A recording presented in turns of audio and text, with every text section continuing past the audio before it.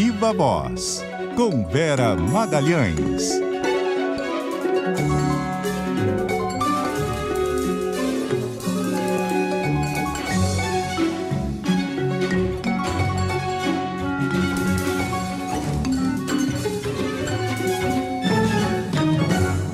Oi, Vera, boa noite, tudo bom? Oi, Carol, boa noite, Muniz, boa noite a todo mundo que nos ouve e nos assiste. Boa noite, Vera. O Vera, o ministro da Casa Civil, Rui Costa, teve uma reunião com o colega ministro da Defesa, José Múcio, com os chefes das Forças Armadas para pavimentar uma reunião de Lula com os comandantes das forças ainda nessa semana, né? Uma tentativa de apaziguar ali um pouco os ânimos. Exato, Carol. Eles decidiram por um formato em que essa reunião não vai tratar dos atos golpistas ocorridos em 8 de janeiro, nem tentar fazer uma DR sobre as coisas que já aconteceram, que o Lula disse que não tem confiança nas Forças Armadas, está até hoje sem ajudante de ordens, tirou o GSI da responsabilidade de fazer a sua segurança pessoal. Hoje mesmo, a gente vai até tratar disso mais adiante, saíram uma série de exonerações no Diário Oficial de pessoas ligadas aos militares. Então, não é para fazer essa lavação de roupa suja. É uma reunião para tratar de demandas das forças, demandas principalmente por reaparelhamento da Marinha, da Aeronáutica e do Exército, e demandas relativas ali a soldos, a salários, etc. Então, com isso, a tentativa é ir restabelecendo essa confiança a partir de outros assuntos, a partir de temas de Estado, temas concernentes realmente à defesa, para depois ir se decidindo aos poucos como restabelecer essa confiança e como abordar dentro das forças o apoio que houve aos atos golpistas, aos acampamentos na frente de quartéis generais do Exército, o fato de que depois do que já tinha havido toda aquela destruição, os militares impediram que a polícia do DF prendesse alguns dos acampados em frente ao QG de Brasília. Então, todo esse levantamento e a decisão política de como vai se encaminhar a punição a eventuais oficiais e outros militares que tenham atuado de alguma forma incentivando ou encobrindo os golpistas, isso vai ser feito aos poucos, paulatinamente. Ninguém sabe direito como fazer, como eu disse ontem. O governo já detém dossiês mostrando quais seriam os militares que estariam mais próximos desse grupo golpista. Eu disse aqui ontem que eles, grosso modo, dividem os militares hoje entre os legalistas bolsonaristas, os que são legalistas e estão cientes de que a Constituição manda que os militares atuem independentemente do governo de turno, mas também há os bolsonaristas não tão legalistas e mais propensos a aderir a teses golpistas. E há esses militares na própria ativa, não só entre os militares da reserva, seriam os mais ali próximos da linha de influência do general Heleno e do general Braga Neto. Então, com esse mapeamento, o governo vai ter de tomar uma decisão política de o quanto avançar na tentativa de responsabilização de militares pelo que aconteceu em 8 de janeiro. Isso ainda não é um consenso, ainda vai dar muito pano para manga para a gente discutir aqui. Nos bastidores é tratado com extremo cuidado, mas essa reunião é um passo. É uma tentativa de começar a restabelecer alguma normalidade numa relação que tem de existir entre o governo eleito e as Forças Armadas que fazem parte do corpo de Estado, têm a sua função descrita pela Constituição e são importantes para, de fato, zelar pela soberania, pela defesa nacional, mas tiveram o seu papel desvirtuado e politizado nos últimos anos, deliberadamente por Jair Bolsonaro, como parte do projeto de poder dele. Ô Vera, vamos falar sobre essa exoneração que você mencionou, dezenas de militares que cuidam da segurança dos palácios, ou seja, são aqueles militares que estão ali mais perto do dia a dia do presidente quando ele está, seja no Alvorada trabalhando ou descansando, seja no Planalto quando está trabalhando, né? Mostra bem essa insegurança, né? Pois é, Muniz, esses 43 que tiveram o seu desligamento das funções publicado no Diário Oficial de hoje, faziam notadamente a segurança do Palácio da Alvorada, que é a residência oficial do presidente da família, e da Granja do Torto, que também é uma residência oficial, que fica mais afastada do plano piloto em Brasília e que nos últimos tempos estava sendo usada pelo ministro Paulo Guedes, que estava morando lá. Por enquanto, só os das residências, dos palácios residenciais. Do Planalto ainda não se mexeu, mas vai se mexer. Então, vai vir mais desligamento aí. Por quê? Porque um dos maiores focos de mal-estar dentro do governo Lula é o fato de que a guarda do Palácio do Planalto não fez a guarda do Palácio do Planalto no dia em que ele foi invadido, atacado, destruído e depredado pelos vândalos em 8 de janeiro. Então, essa omissão da guarda do Planalto, que é também ela subordinada ao Gabinete de Segurança Institucional, é um dos grandes focos de preocupação do governo. Então, esse núcleo que atua na guarda do Palácio do Planalto ainda vai ter muitas mudanças. Está em construção o novo GSI, o novo arcabouço ali da segurança do presidente. Logo que assumiu, Lula dispensou os militares da sua segurança particular, dispensou uma oferta de homens do GSI para atuarem na transição. E o general G. Dias, que é o novo chefe do GSI, o sucessor do general Heleno, vai ter que fazer uma limpa ali, vai ter que fazer uma triagem, porque o GSI foi transformado em um dos grandes gabinetes a serviço da bolsonarização das Forças Armadas. Então, o general Heleno era de um lado e o Braga Neto de outro, um dos principais artífices dessa extrema ideologização das Forças Armadas, o maior processo de politização dos militares desde a redemocratização. Então, ali, o general G. Dias vai ter que construir a sua autoridade, construir a sua ascendência sobre os militares. Da mesma maneira que o Múcio também não tem essa autoridade, essa ascendência já dadas. Ele passou por um teste de estresse bastante grande logo na estreia do governo, ficou balançando no cargo, mesmo antes de começar praticamente, e foi mantido mais por uma percepção de ruim com ele, pior sem ele. Não foi pelas qualidades do José Múcio que ele foi mantido no posto, foi porque tirar o ministro da Defesa logo na largada e depois de uma tentativa de golpe mostraria uma tibieza do governo que faria com que os golpistas se assanhassem ainda mais e faria com que dentro das Forças Armadas a convulsão política se agravasse. Então ele foi mantido, mas essa autoridade vai ter de ser construída sob pena dele não ficar muito tempo de fato.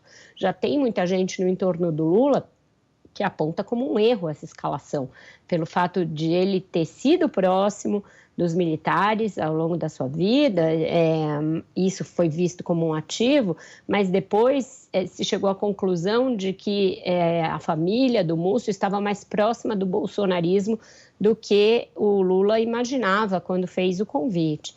Então tem aí muitos senões colocados quanto a essa permanência do Múcio, mas ele ficou nessa base de que é melhor ficar agora para evitar uma crise maior. Então, essa reunião também é um teste para ele, de como ele vai se portar, de que tipo de relação ele vai construir com os comandantes das forças, se ele vai passar a ser, de fato, respeitado e visto como o novo ministro, ou se os militares vão permanecer numa situação de testar forças, de medir forças com o ministro, o que não é aceitável no ambiente democrático.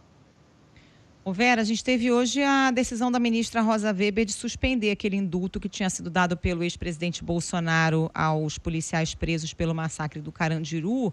A decisão em si, juridicamente, não causa tanta surpresa, porque era um indulto que tinha problemas mesmo, mas é um indicativo dessa má vontade do Supremo com o ex-presidente na corte, né?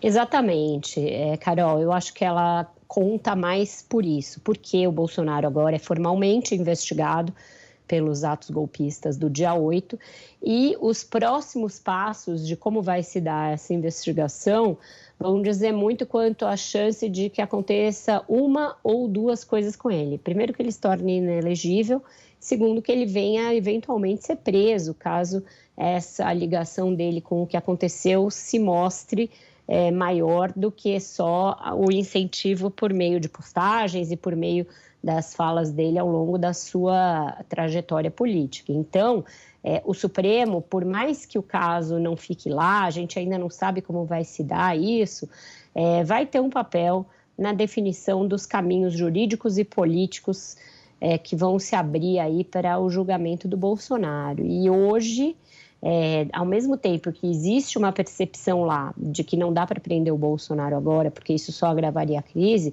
também existe uma extrema má vontade em relação a ele, que passa por quase todos os ministros do Supremo, com exceção dos 2 que ele nomeou. Mesmo o ministro Toffoli, o ministro Gilmar, que chegaram a, em algum momento lá atrás, antes da pandemia, tentar fazer um meio de campo, ajudar o governo a ser menos isolado do ponto de vista político, esses 2 também não estão mais entre os que têm algum tipo de condescendência com Bolsonaro. Todos eles entendem que o que ocorreu foi uma tentativa de golpe de Estado e que tem de ter responsabilizações políticas. Então, o fato da ministra Rosa ter cassado esse indulto mostra que também no Supremo e não só no Executivo existe uma percepção de que o presidente abusou dos atos ali nessa reta final do governo. Assim como já foram revogados vários por parte do Executivo, agora também caiu esse indulto, que era uma coisa meio assintosa, meio afrontosa, que ele fez só para marcar uma posição em defesa de policiais, de um caso que chocou o país, uma chacina ocorrida nos anos 1980, e agora ela derruba, mostrando que também o Supremo não vai ter mais tolerância com esse tipo de tentativa do Bolsonaro de a todo tempo politizar toda e qualquer decisão. Vera, mudando de assunto, ontem a gente mencionou aquele gesto do governo Lula de mandar o vice-presidente Alckmin para uma reunião da Fiesp, como apoio ali ao Josué Gomes, então presidente. Pouco depois, uma assembleia decidiu por destituí-lo do cargo e agora tem a informação de que ele vai recorrer dessa decisão. O advogado dele até chamou essa decisão de golpe, Foi bem duro com o que aconteceu. Essa coisa de que a terra plana capota é engraçada, Porque ele foi um dos autores do processo de impeachment da ex-presidente Dilma Rousseff, que foi chamado de golpe por tantos outros apoiadores dela, e agora uma deposição por outro tipo de processo, nada a ver, diferente de um impeachment, é lógico, e que ele considera que foi golpe. Então, Reale, no caso, o advogado. Miguel Reale Júnior. Se dizer que é o Miguel Reale Júnior, que foi um dos autores do impeachment da Dilma. Então, é engraçado por esse aspecto, porém, é aí indicativo de que a gente pode ver uma batalha judicial pelo comando da Fiesp, que é a principal entidade do setor empresarial brasileiro, é a que concentra o maior poder por meio aí de uma série de entidades ligadas a ela, e que vive, nesse momento, uma disputa por poder político entre o ex-presidente Paulo Scaff e o Josué, que era presidente até ontem e foi deposto por uma votação ali de 47 votos a 1, esmagadora. Então, se é um golpe que detém amplo apoio dentro dos sindicatos que compõem a Fiesp. Portanto, difícil de reverter. Se reverter só pela justiça, que tipo de legitimidade o Josué vai ter para tomar decisões, para seguir à frente da entidade, para tocar o dia a dia de uma máquina que é rica, é poderosa e concentra muitos interesses políticos e econômicos. Então, a gente ainda não ouviu nenhuma palavra do próprio Josué, que costuma ser um sujeito bem low profile, fala pouco, não é tão eloquente assim quanto o seu advogado. Então, essa decisão, eu acredito, de recorrer ou não, ela vai além da consideração jurídica que o doutor Reale tem a respeito de se foi golpe ou não. Eu acho que ele até tem argumentos jurídicos que possam embasar um recurso, mas eu acho que depende mais da percepção do próprio Josué de se vale a pena comprar essa briga e ficar nessa escaramuça, ele que é um sujeito assim tão reservado e tão mineiro, Janeiro, inspirado numa briga paulista com tubarões paulistas e bem ruidosos. Então, eu não vejo muito um ânimo belicista da parte do Josué Gomes, pelo pouco que eu conheço dele, já estive com ele algumas vezes, estive inclusive num café da manhã lá na Fiesp, sentei ao lado dele, conversamos longamente. Não acredito que ele tenha essa disposição de entrar numa briga de vida ou morte para se manter na presidência da Fiesp, algo que é meio contra a sua personalidade, mas outros capítulos virão ainda. E esse papel da Fiesp, no momento em que se discute aí reindustrialização, necessidade de coadunar essa reindustrialização com uma sustentabilidade ambiental, uma reforma tributária que sempre foi uma pauta sensível ali, pelo fato de que alguns setores vão perder com essa possibilidade. Então, a Fiesp em pé de guerra, no momento em que se discute tudo isso, também é complexo e é o que está acontecendo, né? E é uma disputa, claro, ali setorial, mas que tem algumas tintas também da disputa política nacional, né, Vera? Porque o Josué estava sendo criticado por alguns sindicatos menores que não estavam se sentindo contemplados, e questionavam as viagens dele e tal, mas teve também a questão do manifesto a favor da democracia divulgado pela Fiesp, que teria sido sem o consentimento de toda a entidade, que ajudou a entornar o caldo contra o Josué, né? Exato, esse é o principal pano de fundo, a principal alegação, mesmo que ela não apareça explicitamente e não embase a deposição, é essa, de que ele estava aproximando muito a Fiesp do PT. Mas o que existe, na verdade, Carol, é uma briga para que o antigo grupo retome o poder ali, porque é de muito poder que a gente está falando, né? O Sistema S, a Fiesp concentram muito dinheiro, muita vitrine de exposição política, que o Josué, por essa característica mais low profile, não usa tanto, mas que o Paulo Scaff usou a exaustão para se promover politicamente e depois disputar mandatos eletivos efetivamente. Então, é isso que ele quer retomar, é esse poder interno, que é um poder, em última análise, político, né? E ele se aproximou do bolsonarismo nos últimos tempos, então o grupo dele transferiu para dentro da Fiesp essa escaramuça, essa polarização entre PT e bolsonarismo. Falando no bolsonarismo, Vera, como é que anda a disputa à presidência do Senado? Rogério Marinho, que é aliado do presidente Bolsonaro, né, participou ali de perto do governo, deve mesmo disputar? Como é que fica essa questão, mesmo depois dos atos todos que a gente viu de 8 de janeiro? Vamos ver se ele vai levar até o final, até o dia 1º de fevereiro, quando acontece a eleição. Mas o fato é que ele formalizou a sua candidatura à presidência do Senado, o Muniz. Marinho nunca foi senador, ele tinha sido candidato antes, lá atrás, depois de ter sido relator da reforma trabalhista no governo Temer, não se elegeu, e aí se elegeu agora sob os auspícios do bolsonarismo, né? Ele virou ali primeiro assessor do Guedes, depois ministro, e como ministro da Integração Nacional ficou muito próximo do Bolsonaro e foi um dos idealizadores da aproximação do Bolsonaro com o Centrão. Então, quando o Bolsonaro para com aquela história de que não ia nomear político e que não queria saber de articulação política, é muito pelas mãos do Rogério Marinho. Ele viveu ali várias escaramuças com o Paulo Guedes, pela linha da condução da política econômica, defendia que o governo passasse a gastar mais e passasse a pagar emendas, o que foi realmente feito. Ele foi bem sucedido em fazer um cavalo de pau no governo numa aproximação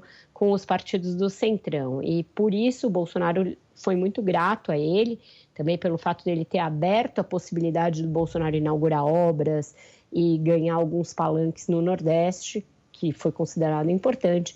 Agora, a questão é, em que medida ele vai se manter esse bolsonarista tão fiel quanto ele foi até a campanha e que resultou na sua eleição? Porque a gente viu o que aconteceu e a gente já vê muito bolsonarista querendo se afastar do Bolsonaro. Ontem mesmo a gente falou de dois deles aqui, Arthur Lira e Augusto Aras. Rogério Marinho vai se candidatar com uma plataforma 100% bolsonarista raiz? Porque se for isso, ele tem os votos do Mourão, da Damares, talvez do Moro, e mais alguns ali, o astronauta, os bolsonaristas mesmo. Ou ele vai se descolar um pouco do Bolsonaro, como outros bolsonaristas estão fazendo.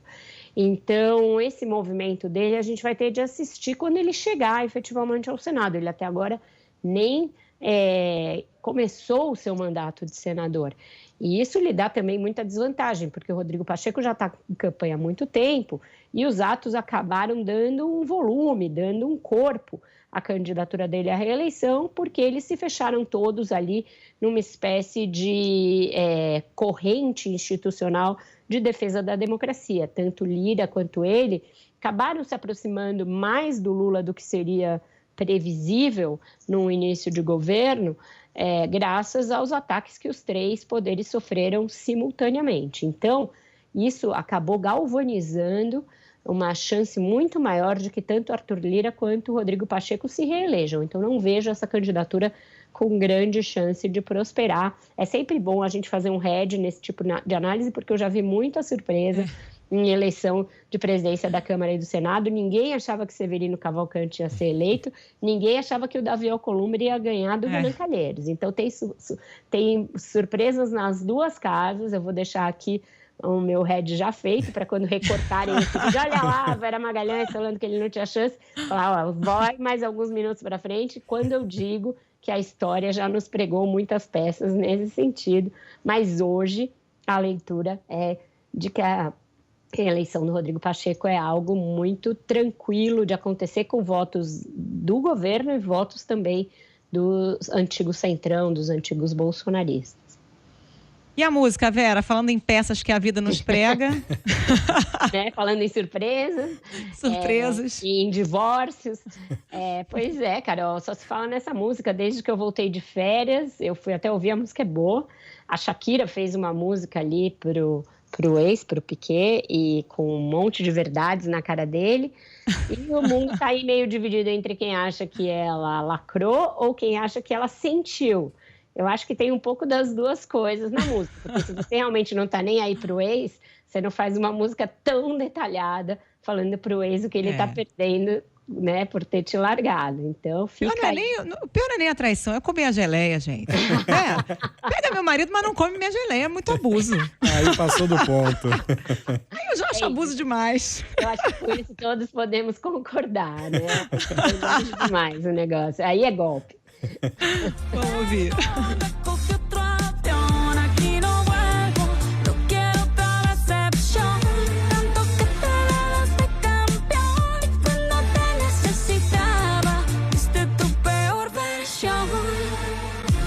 Beijo, Vera. Obrigada. Até amanhã. Tchau, gente. Até amanhã. Tchau, Vera. Até. Intervalo. Voltamos já.